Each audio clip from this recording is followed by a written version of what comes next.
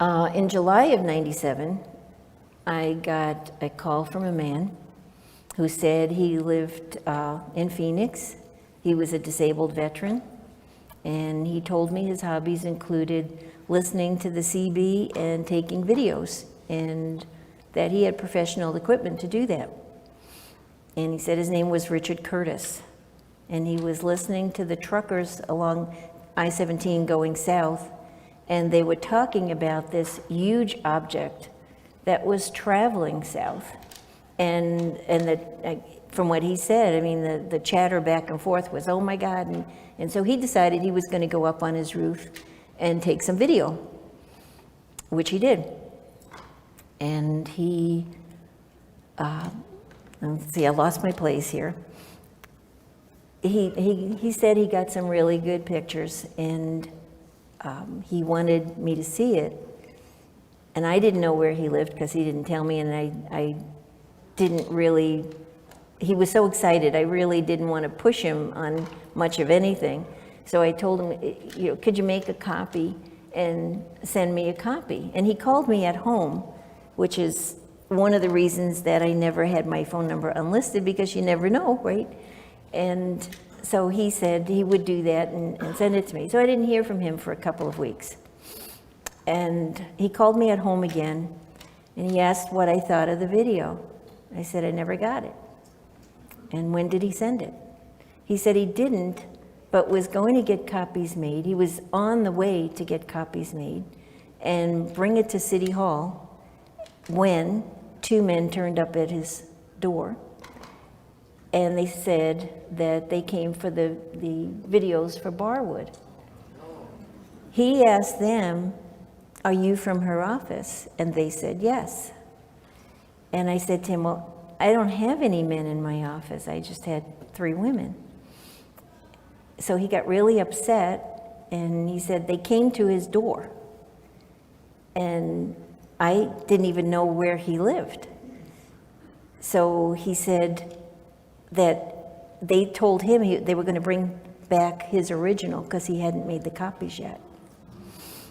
Now, I had been having my phone calls, all my phone calls taped because of the threats that I had gotten. And whenever a call was getting, interesting, I would just push a button. Well, his call was interesting, so I recorded it. And I took the tape down to Jim Delatoso, and actually Jim Delatoso is one of the first people I met that knew about everything that was going on everywhere. And I felt like a, total dummy because I knew none of this. And so we sat around the table and listened to this tape, and there was the first phone call that I taped, and then the second one.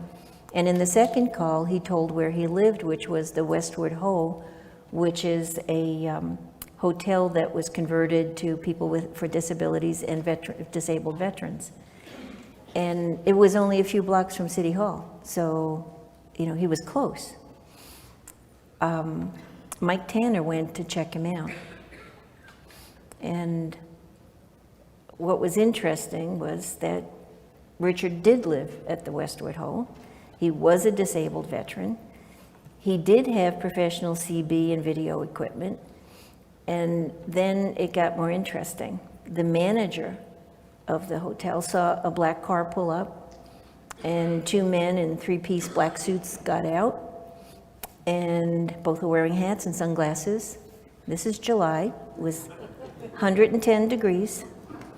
And he thought, wow, they're dressed for winter. And they went into the hotel, and he said they looked identical. And then the next person who saw him was the minister who counseled with the residents at the hotel. And they asked him where Richard Curtis's apartment was and went up. Neither of them remember them coming down or leaving, but the car was gone. Now, Richard did appear on several TV shows, and he was interviewed, and that's his story. It was real interesting. He was a very nice guy. The last I heard, they changed his medication, and he had a bad reaction, and he was taken away, and nobody knows where he is now. And, you know, and I started thinking, this is some more stuff that is, to me, it's unexplainable. But from what he said, his video showed an outline of the craft because the city lights reflected up. And he said too, it was murky, but he could see the outline, and he could see the whole shape. I mean, everything was on those videos. And I have no doubt that he was telling the truth. About that time, I called the telephone company because I was having a lot of clicking on my phone, like somebody was picking up an extension.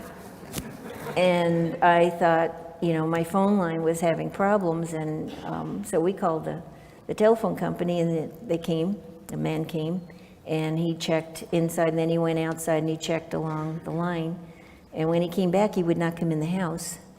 And he went to the window and he said, I want to tell you that there is a tap on your line, but it's not local. It's in the central office, which means it's government. And you didn't hear that from me. And he did not want to come in the house at all, and he left. So I was thinking, why? What was there about this unknown object that got that type of attention? Also, the tape of his calls to me disappeared from Village Labs. So it's all gone other than our memories.